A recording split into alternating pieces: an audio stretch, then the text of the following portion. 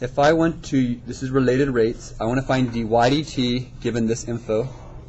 That means I'm going to have to derive this in respect to time. So I'm going to derive x squared in respect to time. That simply is 2x, and then you're going to have a dx dt. Chain rule. You're deriving the x inside in respect to time. Plus, derive this will be 2y, but then you got to derive the y inside in respect to time. So you have dy dt. And that equals the derivative of 25 is simply 0. That is the derivative in respect to time. The question is asking you to find dy dt, so it wants you to find this. Are we given these three pieces of information? Yes.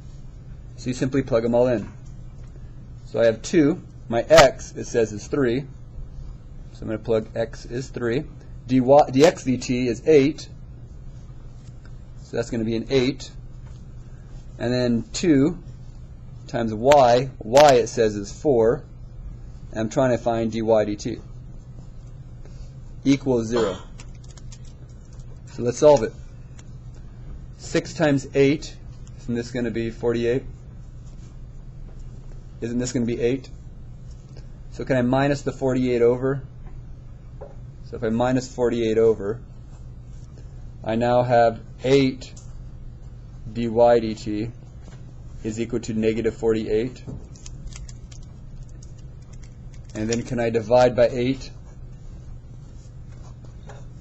And I get dy dt is equal to negative 6.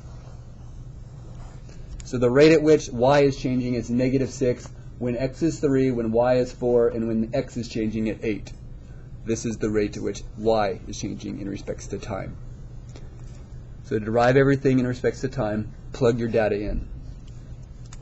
For number 16, it's just saying the area of a circle is changing in respects to time. We want to write the equation for that. It's actually easier. It's written more complicated in your book, but the first thing you start with is a equals pi r squared. So basically it's saying derive this in respects to time.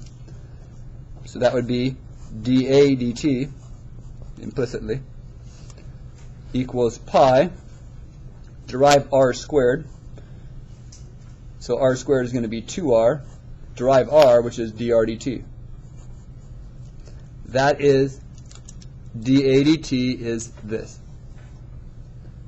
Now, if we wanted to solve for dr dt or dA dt, we would need information that we could solve depending on what's there. But this is the rate at which the area is changing in respect to the time of a circle, is this equation right here.